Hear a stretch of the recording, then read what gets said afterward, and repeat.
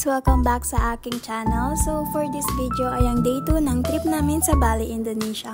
I am preparing dito. After maligo ay nagbihis na ako at nag-makeup. Magkukulot sana ako kaso hindi ko pala nakulot yung buhok ko ng gabi before mag-sleep. Hindi siya nakulot ngayon kasi basa yung hair ko. Mantakin mo yun na kaya kong maligo kahit ang lamig.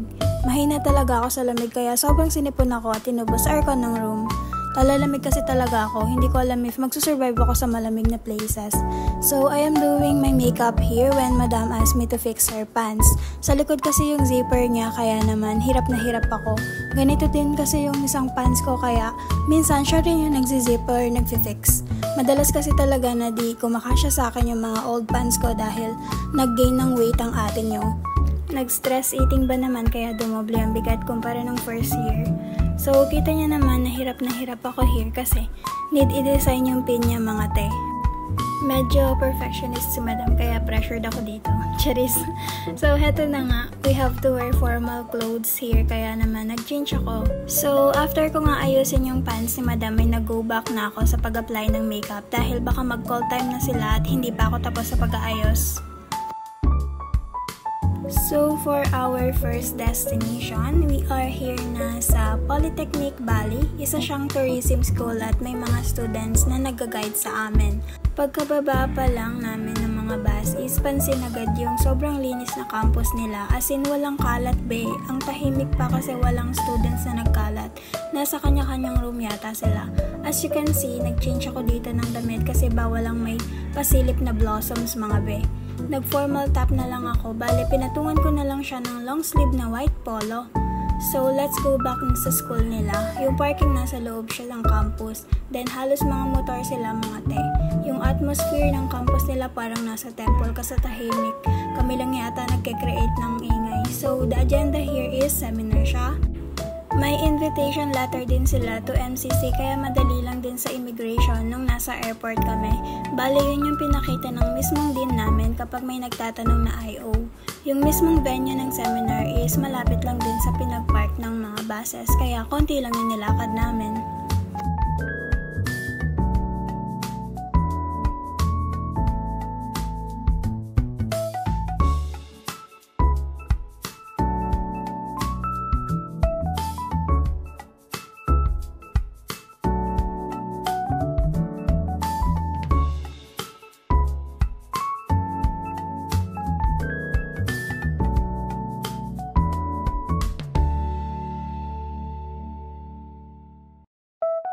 So, heto yung entrance mismo kung saan yung seminar. Papasok pa lang parang nasa museum talaga kami. Naka-display sa entrance yung mga tungkol sa school such as achievements and infos.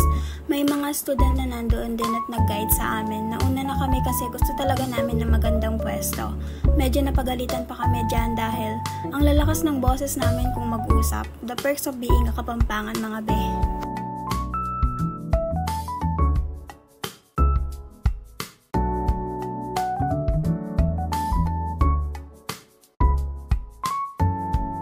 Before entering the venue, we have to write down our names. Kaya naman sumunod na ako kina Madam. Baka mahiwalay ako. Baka di ako makasurvive nang wala sila. Hala, super OA. So, nag-choose na kami here ng mauupuan. At here na sina Angge at ang aming pretty friend na si Kylie. Magkakasama talaga ang mga 4Kips. FYI, 4Kips ang name ng group. Sa likod nga pumeso si na Madam, kaya naman doon din ako. Aba, di ako maihiwalay ng barko. Lulubog kami na magkakasama. Super OA talaga. The seminar took time. May mga signing of papers din ang aming dinatang Polytechnic. Nag-show din sila sa screen ng mga tourism spots and all about the progress of the industry.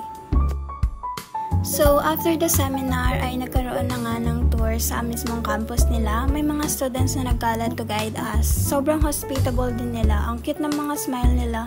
Mga be, kaya alam kong may masaya akong kaibigan dito. Gusto pa yatang umuwi ng may Indonesian boyfie. Charis!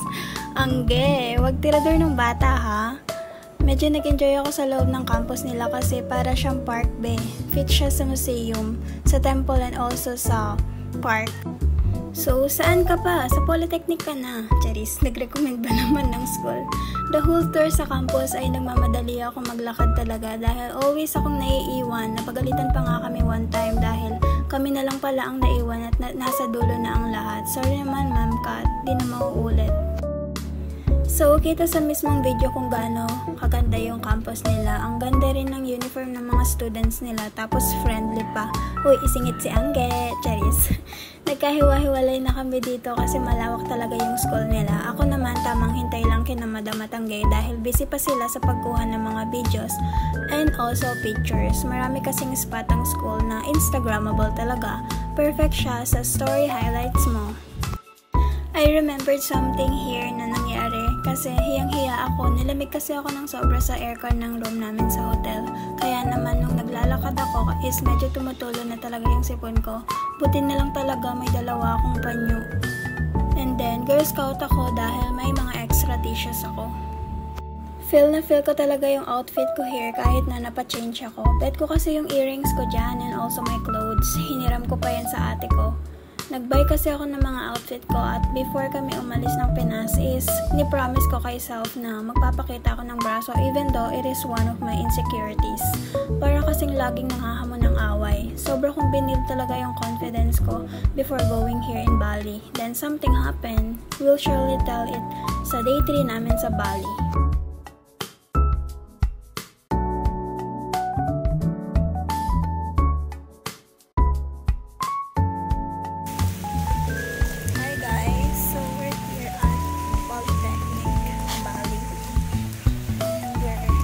Touring around the campus.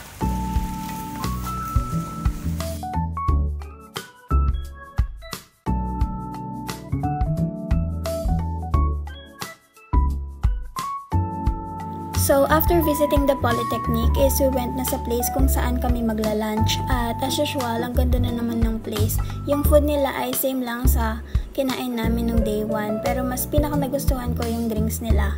Then, may mga sweets din sila. Buti nakakuha si Madam. Nauna talaga kaming pumila dito para makapesto kami agad. Nagutom talaga kami sa haba ng paglalakad. Nag-worry pa kami kasi nakabasag si Luisa, pero okay naman.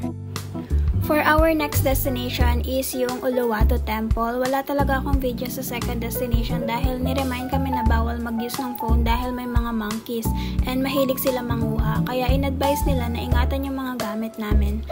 May nakuhanan din ng cellphone and inalisan talaga ng monkey ng screen protector and kinakagat niya. Buti na lang at nabalik din yung phone niya.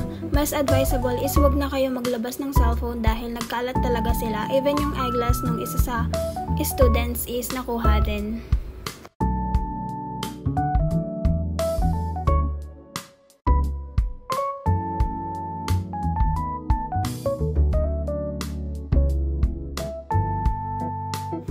So, for our third destination is yung Melasti Beach. Quick stop lang kami dito. Hindi kami pwedeng magtampi sa mga be. Baka ano rin kami ng dagat. Ang lalakas kasi ng alon. Ang nagawa lang namin dito ay mag-photo op talaga. Kumuha ng pictures and videos. Marami ding tourists kaya alam mong dapat ilagay siya sa bucket list. Sobrang ganda ng view dito kahit nasa taas pa lang kami at hindi pa bumababa sa mismong beach. Tapos bigla akong inaway dito ni Josh kaya di naman ako nagpakabook. So heto na nga. So finally na-aura ko yung outfit ko dyan. Nasuot ko ang pink outfit ko. Then yung kwintas ko here is yung binili ko sa Ole Ole nung pumunta kami ng day 1. As you can see, favorite color ko again ang pink mga be. I am also wearing my pink sunglasses here na binili ko sa Shein. Actually, 6 pieces yan kaso yan lang talaga ang dinala ko. And also yung black. Pinahiram naman ni Angge yung balabal niya dyan which is need ko talaga kasi kahit na mainit yung place, malakas yung hangin at malamig siya. Tapos sleeveless kasi yung terno ko kaya need talaga takpan ng mga hinanakit sa buhay. Charis. Grabe ang aurahan ng mga beshi ko sa likod do. Sina Madam, Jam, and also Kylie. Ang pipriti ng mga girlies ko. Sobrang daming people. Hindi ko na nga natuloy yung balak ko sanang emote sa tabi ng shore. At kunwari pa sa ng daigdig. Mahirap kasi mag-edit at magalis ng mga photo bomber. I decided to just take videos na lang and enjoy din yung scenery. Guys, you won't get seasick kasi talaga when you go here. Sobrang ganda ng place. Malawak siya, ang kaso limited lang kasi ang oras namin dyan kaya hindi na namin na-explore gaano. Pero kahit natanawin mo lang yung dagat, sobrang fulfilling na. Di ako nang-e-etchos, promise.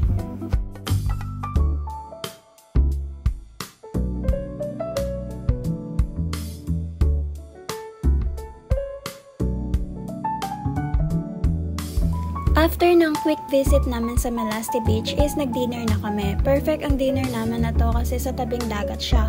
Ang sarap din ng mga pagkain nila. Yung fish na hinapag nila is sobrang sarap. And yung ibang seafoods pa, may pa-fresh coconut pa sila. Nag-live performance yung mga schoolmates ko dito and pati talaga yung mga ibang tourists is nakasaya at nakicheer sila kasi nagsasayaw sila sa stage. This day to ended here and ang happy ng heart ko kasi ganito pala yung feeling na nasa ibang lugar and all you do is appreciate the beauty na kayang i-offer pa ng world. Sobrang saya ng puso ko. So after our dinner is babalik na rin kami sa hotel kaya naman nagtodo emote na ako dito na para bang ako si Marimar.